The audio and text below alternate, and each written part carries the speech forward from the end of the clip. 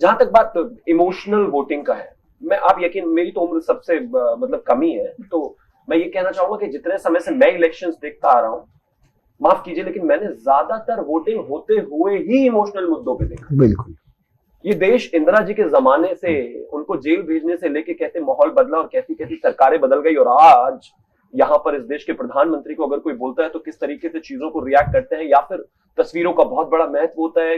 मैं अभी जब शुरू नहीं हुआ था शो तो बात कर रहे थे कि किस तरीके से शरद पवार जी का एक वो वीडियो वायरल हुआ था, वो बारिश में जो है स्पीच दे रहे थे, तो उसके बाद क्या माहौल हुआ। इस देश में ज्यादातर राजनीतिक मुद्दे इमोशनल ड्रिवन ज्यादा है, तो उससे मुझे ऐसा लगता है कि जहां तक ये बजरंग बली वाला इशू है, इसमें कहीं कोई दो राय नहीं है कि ये कांग्रेस को अफेक्ट करेगा ही करेगा। एग्जाम्पल, अब लोग कह रहे हैं कि बजरंग बली और बजरंग दल में कोई समानता है ही नहीं।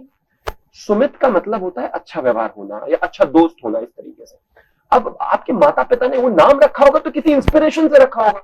मेरा नाम शिवम रखा है, हो सकता है वो भगवान बोले आपको ज्यादा मानते हो। बजरंग दल का नाम रखना पहला इंप्रेशन ही ऐसा जाता है कि बाय डिफॉल्ट कहीं ना कहीं वो बजरंग बली से एसोसिएटेड है। और अब आप इस बात को क्लैरिफाई करते रहिए कि हमने बजरंग बली को कुछ नहीं कहा, हम तो बजरंग दल की बात कर रहे थे।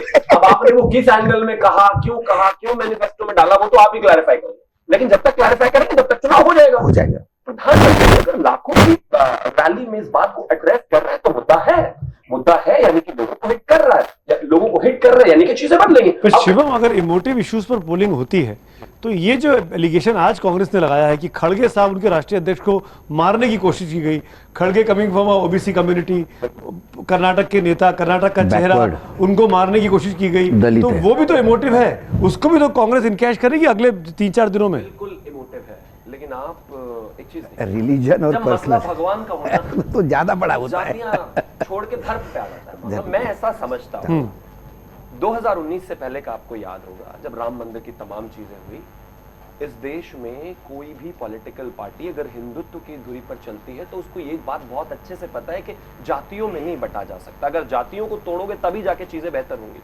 बीजेपी का बाय एंड लार्ज 2014 के बाद से अगर आप देखें तो मसला यही रहा है कि हमें हिंदुत्व पे ही रहना है तमाम जगह पर, चाहे वो आप बिहार की बात करें, वहां पर जातिगत वो तमाम चीजें चली। इसके बाद उत्तर प्रदेश में भी बार बार रामचरितमानस को लेकर कोशिश की कि जो समाजवादी पार्टी है कि हम किसी तरीके से जात में तोड़ के चीजों को बेहतर करें, लेकिन ऐसा हो नहीं पाया। मेरा ऐसा मानना है, मैं हिंदू होने के नाते भी बोल रहा हूं कि जब आप मेरे धर्म पे चोट करोगे तो मैं अपनी जाति भूल जाऊंगा। और तो धर्म पे कहां चोट की? बजरंग दल की बात की है, मैंने कहा ना, धर्म पे कहां चोट की है? करते रहिए, उसके लिए पूरी फिल्म बनाइए, इतने दिन में तो चुनाव निकल जाएगा ना। मेरे धर्म पे हिट हो रहा है, मैं तो खुद ही बोल रहा हूं उसको बार बार, बहुत साफ है।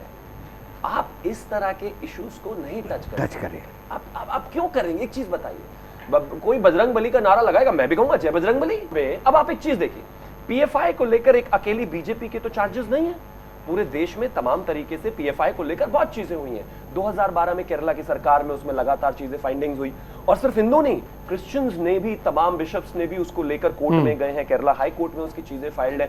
जब इसके बाद दिल्ली में दंगे हुए, उसमें भी पीएफआई का नाम आया, छोड़ दीजिए बीजेपी। जब राजस्थान में दंगे हुए तो भी अशोक गहलोत ने कहा कि पीएफआई का हाथ है उसमें। अब एक आउटफिट को आपने बैन कर दिया, और बैन करने के बाद जब आप एक राज्य में चुनाव में पहुंचे तो आपने उसको बैलेंस करने के लिए कहा कि हम बजरंग दल को बैन कर देंगे। उसके बाद छत्तीसगढ़ में सडनली उनके एक चीफ मिनिस्टर कहते हैं हम भी इस पर विचार करेंगे। ये बड़ी बात है। मैं ऐसा मानता हूं कि अगर आप कहीं पर भी मुद्दे को धार्मिक लेकर जाएंगे तो वोटर पे असर होगा। मन से उजाला कर चले, मन से